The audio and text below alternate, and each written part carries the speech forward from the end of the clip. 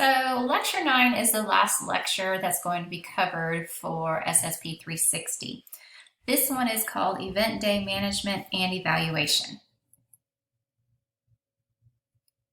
The event manager has to consider timing and coordination of event setup, the event itself, and event takedown. This also requires coordination with event staff, facility staff, sanctioning bodies, participants, officials, and spectators. You need to have a plan, which is a detailed plan of how things will be accomplished, and that all know their tasks to do. You need to anticipate. You need to be realistic. Be prepared for setbacks and anticipate delays.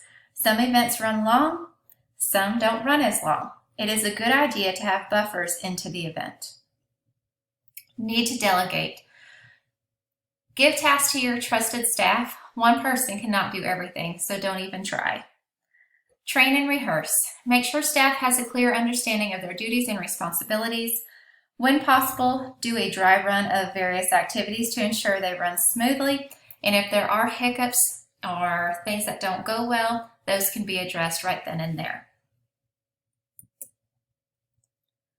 Communicate. Coordinate with multiple staff. Update staff about any modifications or any changes that need to occur. Make sure you communicate with all staff, not just certain members. Schedules and checklists. Keep a list of everything that needs to happen before, during, and after the event. Having a checklist that includes the task, the location, and the person responsible is going to be helpful. Contact list. It helps you find the right person at the right time. Event rundown. Document and outline what has to happen during each phase of the event. This should include specific times next to every activity. So, for example, what time will the teams check in at the event? What time will the first event start? Will there be a halftime show? Will there be an end of event celebration? All that needs to be outlined. The event script. This is one of the things that I was responsible for when I was a GA for the basketball games. I had to create the event script from beginning to end, and it had to be approved by several people in the athletic department. But what the event script is, it's a document that outlines the information the PA announcer or host will convey throughout the event and when. This just helps ensure that no details are missed or overlooked. The event flow, this is the flow of activities, people and vehicles around the event site. One of the most important logistical areas that needs to be taken considered.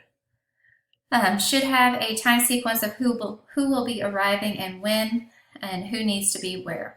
So managers should put themselves in the positions of spectators, participants, emergency staff, and anyone else, and do a walkthrough of all possible situations they may face from start to finish. Alternative plans, these are your contingency plans. They should be in place to deal with anything that could go wrong or disrupt the event. If no plan is in place, the event manager must act swiftly and come up with a solution, no matter what the situation may be. So the first discussion question would have been, why do you think that communication is so vital to the success of an event? Personally, if you have poor communication, the event is not going to go smoothly. You're going to cause more issues than you would if you had good communication. Communication goes from start to finish, and all staff needs to be available to that communication so they know what to expect and know what's going on at all times. So the communication plan. Communication is vital, and a plan should be in place to maximize how efficiently people communicate. This can definitely help minimize unnecessarily clutter. So when you're communicating with staff, you need to make sure that channel of communication is open and it's not being taken up unnecessarily. Each unit needs to have a plan in place for how workers will communicate within that unit. There needs to be a plan for how units will communicate with each other. For example, if guest services has to communicate with maintenance to fix a leaky pipe or an issue in a restroom, they should be able to reach them directly rather than having to go through an operator or something like that. Management and staff need to understand what needs to be communicated and by what means. So each person has to know who and how to communicate with each other. That's why that contact list is so important.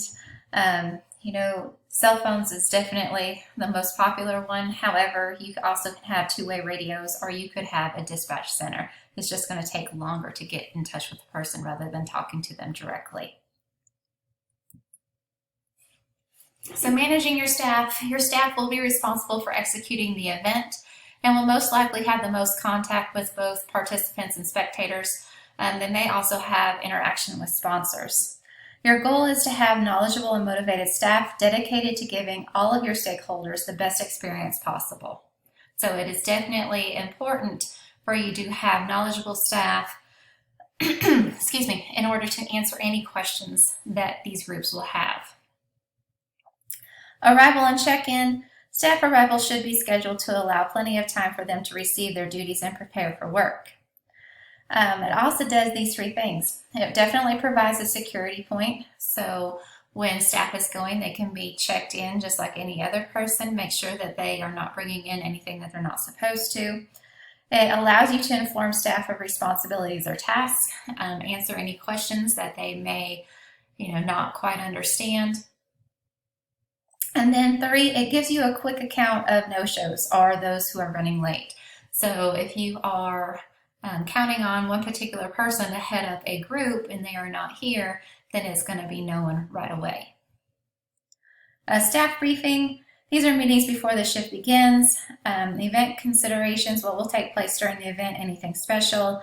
Just give them a rundown of things that they may need to know about, such as halftime events, maybe changes in ticket policies, maybe you're doing a giveaway, and just explain the rules for them of that giveaway.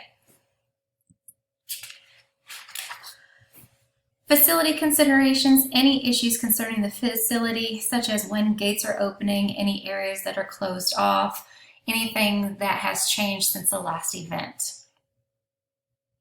Chain of command, every level of staff should know who their immediate supervisor is, just in case there are issues that need to be addressed. Responsibility overview, these are specific duties and responsibilities. This is especially important when staff may contain inexperienced or volunteer staff.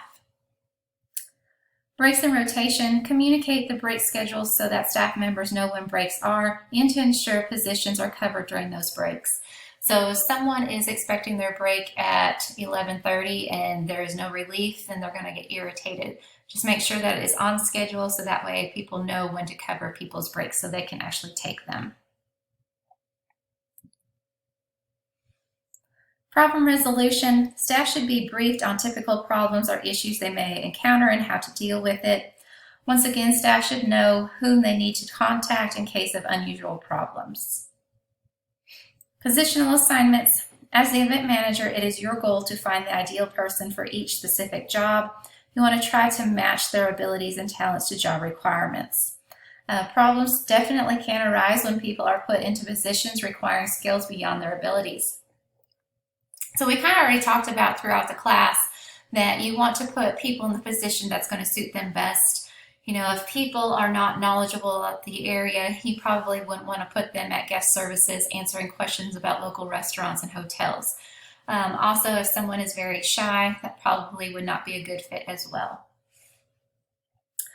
Post-event debriefing, follow the event management and staff should review the event. You want to make notes of what went well and identify areas of improvement for future events. Staff evaluations of the event. Most staff members are on the front lines of the event and are able to identify problems. Staff members can help develop the risk management plan because they are working with the customers or are likely to encounter facility or operational issues. Keys for successful staffing, make short shifts if possible. Don't ask people to work, 12, 14, 16 hours for an event. That's just really long, especially if it's outside and it's hot. Try to break those up, maybe 4-hour shifts, maybe 6. Have staff meetings before the event and during setup. Identify your best staff and put them in positions of contact with the public if they're comfortable doing that. Overstaff if possible. It's definitely better to have too many people working than not enough. Worst case scenario, you thank them for their time and you have them leave early. But you cannot put people in positions if you don't have people to put there. And then treat all staff with respect and courtesy, no matter what position they're in. Treat them all the same.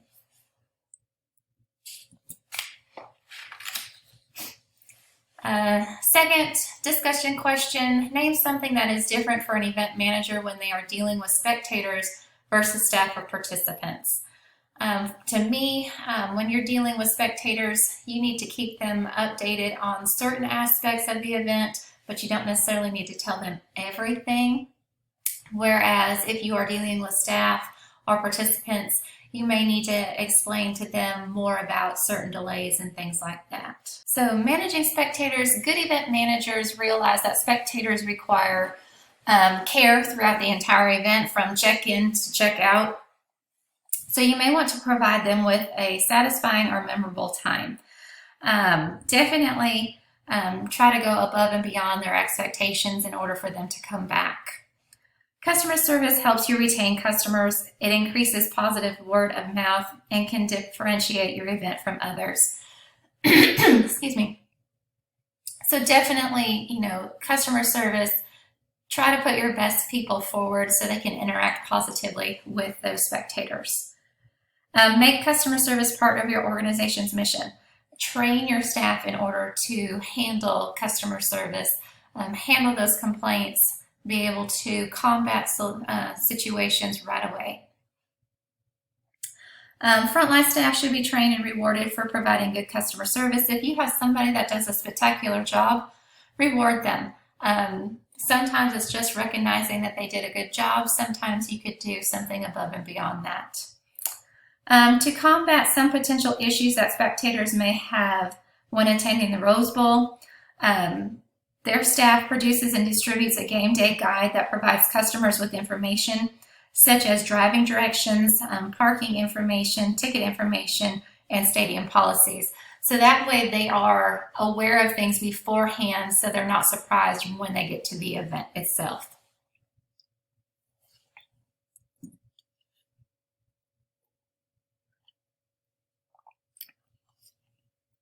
Ticket collection. Careful planning is needed to determine the best way to collect tickets and move spectators into the facility. Things you need to consider are the number of gates that you have available to you. Some smaller events you may only have 2 or 3, maybe 4, where larger events you're going to have 20, maybe 30 gates depending upon how many you're going to have open. What extra pass-out options do you have? Once they're in there, are they allowed to go out, maybe to smoke, or is it going to even be an option? Once they leave, they leave. Also, you need to consider the security. What type of security do you need? Do you need somebody at every single gate? Do you need somebody, more than one person at a gate? Just have to figure out how much security you need so their presence is known and that your people feel safe. VIP, those are usually your premium seats. Those are your extra services and security. Check to make sure that every benefit as promised has been delivered, especially if you're dealing with your sponsors, and be prepared to deliver additional services. You got possibly, donors that are going to be there, sponsors, you could have government officials, and you could even have celebrities. So those people are going to expect a little bit more than just the average person. So make sure that those expectations are being met, if not above. Will call. Spectators pick up their tickets in which they paid for in advance. That may be at one gate, it may be at 2. Just make sure that they're well aware of where they're supposed to go in order to get it. Sometimes you have places that are going to have a pass list.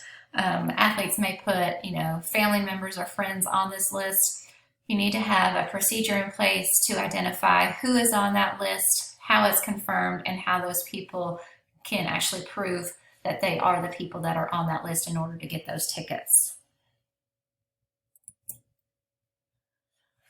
Problem resolution. Dissatisfied customers are less likely to return and are likely to tell others of their experience.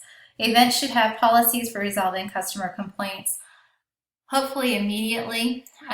Some people are not going to be happy no matter how much you try or how much you try to give back to them through maybe discounts or coupons or even merchandise of itself. But do your absolute best in order to resolve those situations. Policies for resolving customer complaints should include listen. Actively listen to the customer. Don't just go through the motions, be like, Actually listen to what they're saying. Sometimes their complaints are actually legitimate things that need to be fixed. So don't passively listen. That can make it worse. So pay attention and acknowledge what they are saying. Some people are going to tell you, yes, just go ahead and apologize, say that you're sorry, and it'll help make the situation better. If your apology is not going to be sincere, then that could make it worse. Empathize with the patient, not the patient, but the spectator. Put yourself in the customer's situation and try to understand their point of view. Maybe they, came to this event expecting a lot of things, and they brought their kids, they had to pay, extra money to get these seats. They had to pay, for parking, which they weren't expecting. They, only brought a certain amount of money. Now they can't buy concessions. Maybe there's other things going on that you don't know about. But try to put yourself in that customer situation and try to understand from their point of view. Best thing you can do is, try to understand what they're going through, rather than just pawn it off and say, oh, sorry, that's your problem. Explain without making excuses. Provide the facts and policies. Sometimes customers simply do not understand. There might be policies in place that, forbids them for bringing certain items into a facility. So careful explanations may help change their perceptions of the incident. You could say, I sincerely apologize for the misunderstanding, but however, we do not allow any pocketbooks or bags that are not clear anymore. That policy has just recently taken place. We are sorry that we were unable to communicate that to you in a manner for you to be aware of it. But, things like that, and explain why that policy is in place may help them understand why it is. Act if the situation can be resolved. Take the steps to do so. This will at least demonstrate that you are trying. In more serious situations, you may need to compensate spectators with a gift or a discount. Just make sure that it's a legitimate gift. If you're offering somebody that's had, a really bad incident at your event, and you're trying to give them a coupon for, a free drink or something like that, it's probably going to be taken as an insult. So just make sure that the act that you're trying to do is justified by the situation that it's in. Signage. This should be visible, used to direct spectators. Definitely signage can play an important role in spectator safety. It can direct them to exits or medical facilities. Try to make the signage throughout your entire facility consistent so they know what colors to look for different types of signs. Dissemination information. Informed spectators are more likely to enjoy their experiences and less likely to encounter frustrations. So definitely the use of PA announcements, scoreboards, or message boards to inform of policy changes, rule changes, or anything that you feel they should be aware about. Develop plans to communicate with spectators during a crisis.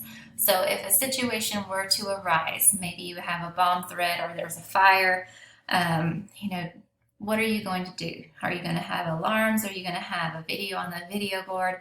You're going to have the PA announcer make an announcement. What type of things are going to be in place? Spectator evaluation. This allows organizations to learn about spectators' experiences and identify their concerns. Definitely surveys are a good choice if you have time to go through all of them. Interviews and focus groups, but also just listening to the daily complaints that come in about things that the spectators have encountered at past events.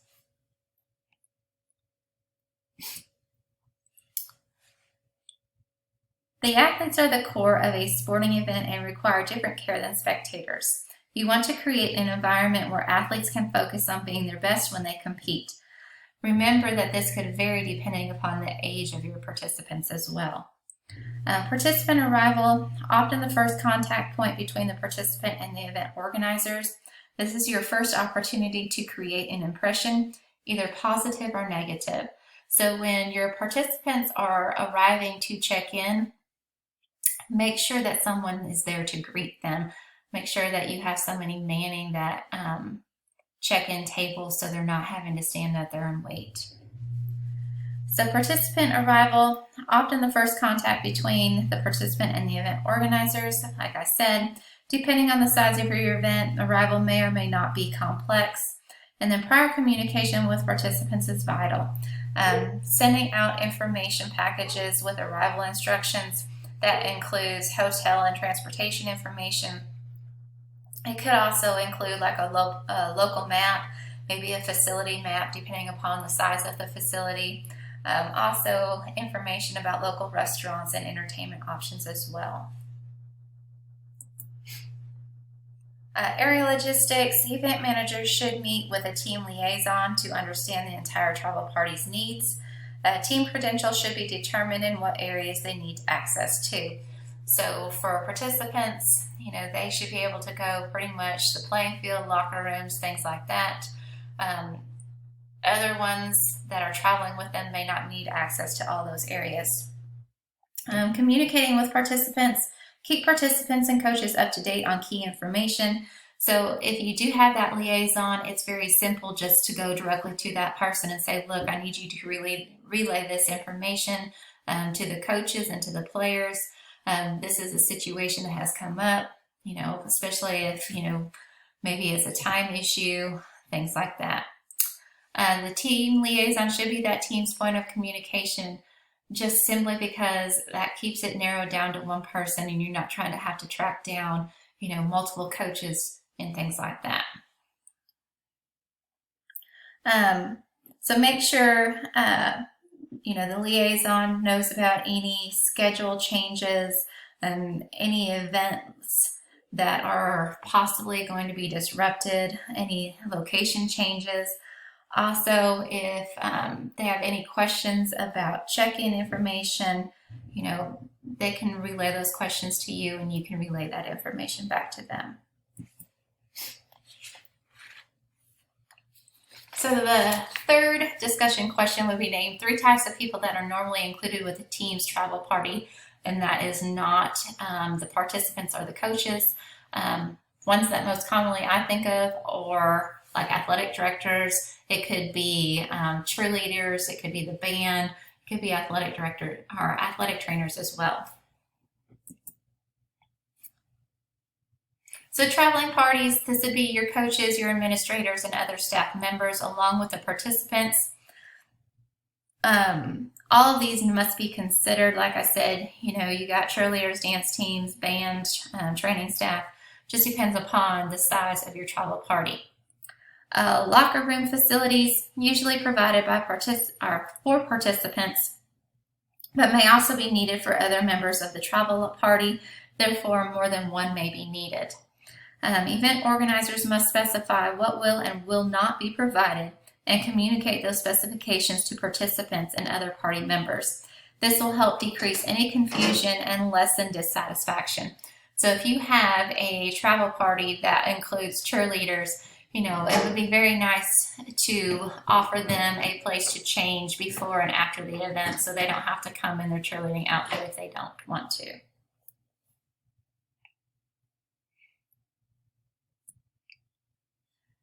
Participant departure, there should be a plan for participant departure that covers exits, transportation, and safety. This should also account for equipment and traveling parties. A lot of times at the D1 level, I've seen in football, they have police escorts that usually after the event, they will escort them, out of town to the airport and things like that. So they have a very uneventful departure from that event. Participant evaluation of the event. A participant's final evaluation of the event is often the determining factor as to whether or not he or she will return for future events. So gather information from the participants when you have downtime, or more particularly when they have downtime. This can be done through a post-event survey. It could be on a website. It could be, a questionnaire sent home with the coaches. It's just a good way to collect ideas on how the event can be improved and what was liked. You may have, 15 teams that came to your event. 12 of them had a really good time.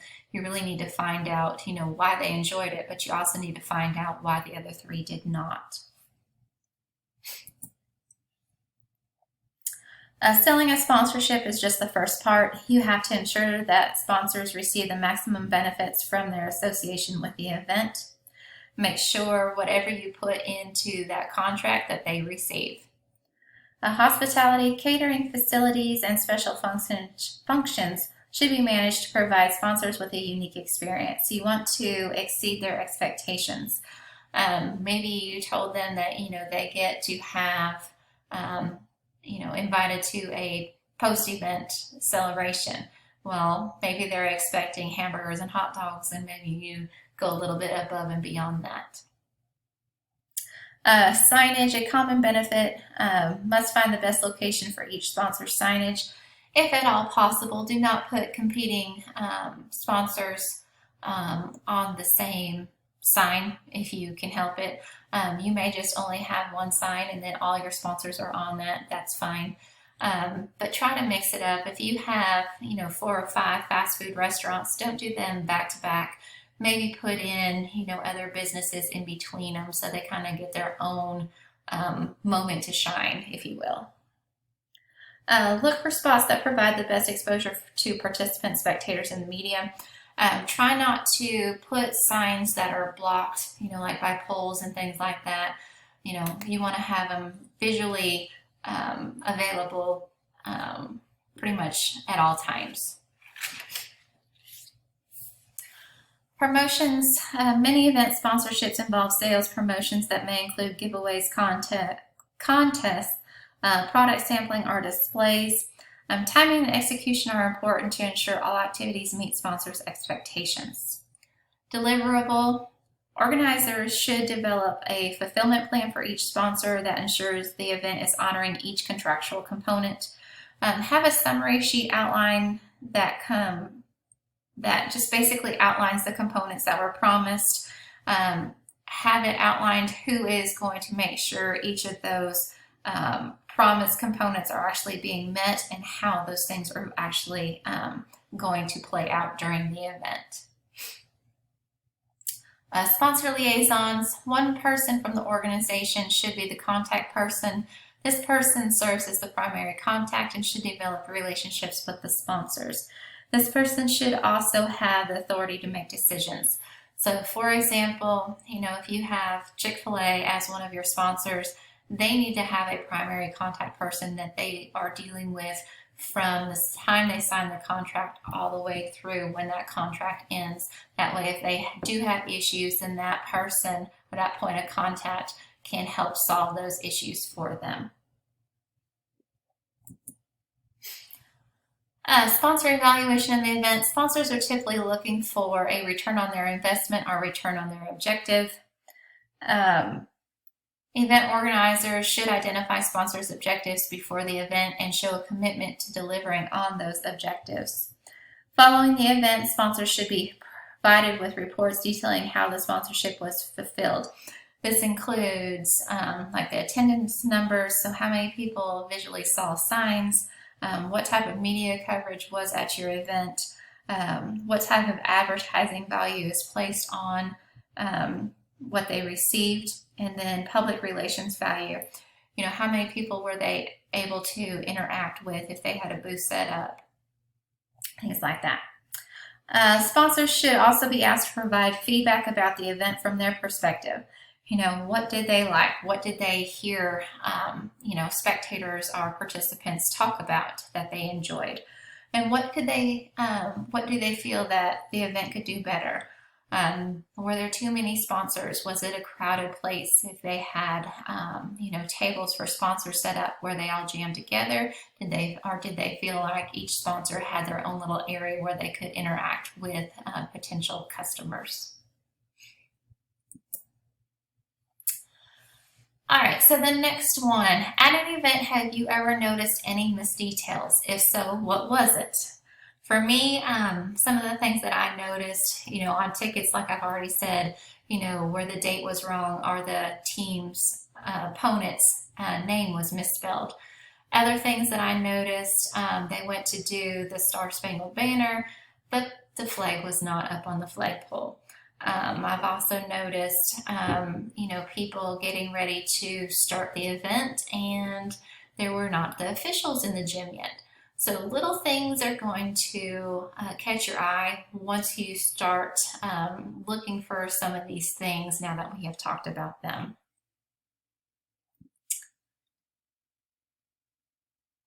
All right, so missed details can cause large issues for an event.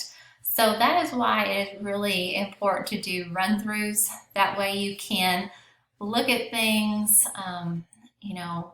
play things out, make sure that you have everything. Definitely want to try and think of everything that could potentially go wrong and try to plan for it. Some other examples of missed details, you go to sing the national anthem like I already talked about, or the singer tries to sing and the sound system doesn't work. You may have static in the microphone that they're trying to use. Another example is you have a buffet for your hospitality area, but you run out of utensils. So here you have all these people over there that are trying to eat and they're not able to eat because they don't have anything to use like a fork or a spoon. Definitely this is a big no-no if the PA announcer mispronounces your sponsors because they were misspelled or they did not rehearse the script. So if at all possible with your PA announcer, try to get that to them beforehand. That way they can run through things. If there is a sponsor's name that they are not familiar with, they can ask you how to pronounce it so it is not mispronounced when it's actually time to announce it on the PA system. So these mistakes could affect how the event is perceived by participants, spectators, and sponsors, as well as your staff. So try your best to cover all the little details. All right, so your review questions. During which part of the event management is concerned with a document that outlines the information for the PA announcer? Is that communicate, schedules and checklist, event rundown, or event script? And that is your event script.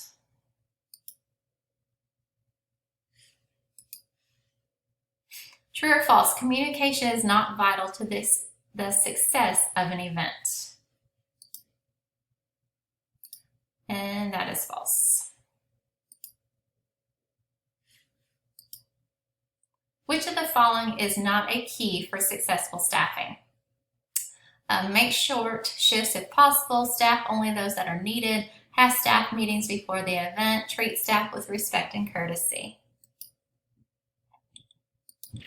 So definitely the answer would be staff only those that are needed. Like I said before, it's easy, or it's not easier, but it's better to have more than enough than not enough.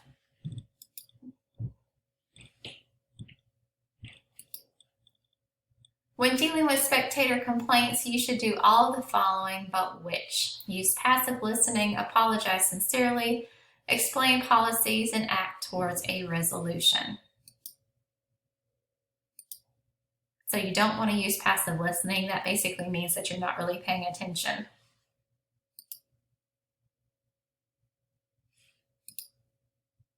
So true or false, area logistics deal with participant and team credentials in order to determine what areas of the event they need access to.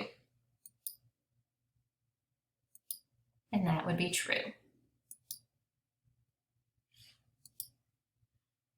So true or false, following an event, it is only necessary to provide sponsors with a detailed report on how the sponsorship was fulfilled.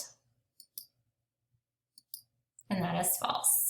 Definitely want to provide a little bit more or a lot more depending upon the sponsor and the event. And that is all of them. So for the participation questions for this lecture, they are going to be due on Tuesday, April 7th by 10:45 a.m. You need to email me those. Remember, you need to answer all of the questions, even the discussion questions, in order to get all of the participation points for the lecture. If you have any questions about either the band period project or the venue project, or now the new assignment in order to take place for those volunteer hours, just email me, let me know your questions, and I will do my best to answer them for you.